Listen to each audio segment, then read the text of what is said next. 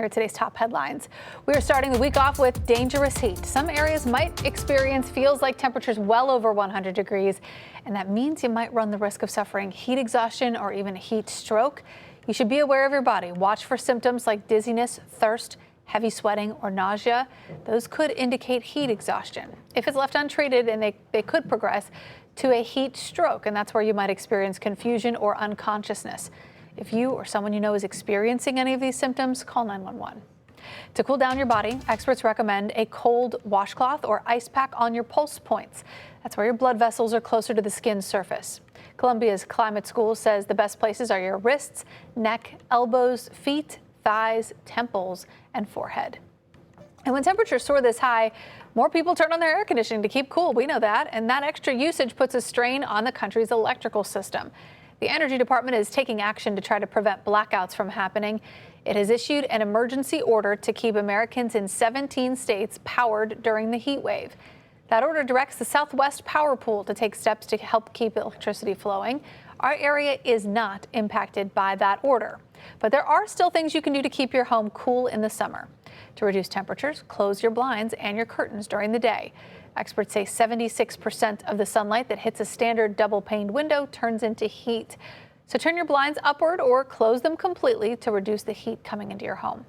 The lighter the window treatment, the better. And in cases of extreme heat, FEMA recommends putting aluminum-covered cardboard over your windows to reflect the sun's rays. We will get a full check of your weather in just a few minutes. And more top stories. An investigation is underway at the Orleans Parish Justice Center after deputies found an inmate unresponsive in his cell. He was found while they were doing rounds around 6:30 this morning. The coroner's office is working to confirm the official cause of death. Starting today, tow and booting fees are going up in New Orleans. Tows will range from $228.75 up to $430.50. That depends on the weight of your vehicle. And you could end up paying more if it takes longer to tow. There's also a daily storage fee at the impound lot, which is $19. And of course, you also have to pay your outstanding tickets before you can get your car back. If you need to remove a boot, that will now cost you $172. A new treatment for lung cancer is being performed here in our area, and it's showing some pretty amazing results, with doctors saying a patient was cured.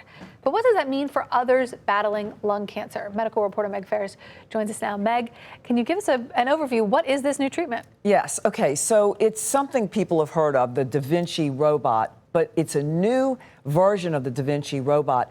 It only has one arm. It makes one little tiny incision, Devin, 1 inch to 2.5 inches. And it went in, and this is the first patient here in Mississippi, Arkansas, and Louisiana. He had to have one of his lobes in his lung removed because they found early lung cancer. But a quick, easy, he was home the next day with this tiny, tiny little incision.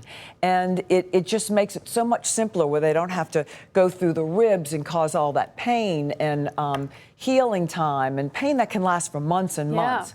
So it is here it's a partnership with LCMC Health and Tulane doctors at East Jefferson. This new technology is coming. People here had to travel to go have this technology, and we have a lot of lung cancer, unfortunately, because of smoking and environmental issues.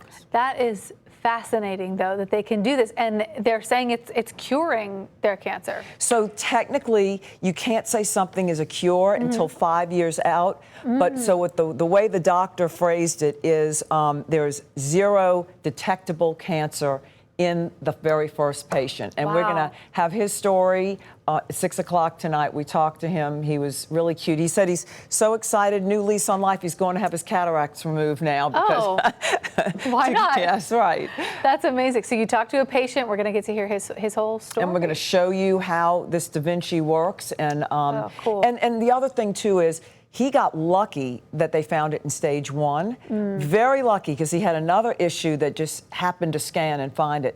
Most lung cancer, unfortunately, is found in later stages because there's no symptoms. But they can use this surgery on later stages as well. Really? Okay, fascinating. You said 6 o'clock tonight. All right, Meg, thank you so much. We appreciate it. And remember, you can always find the latest updates on this story and all of today's headlines on our website, social media pages, and on our free apps.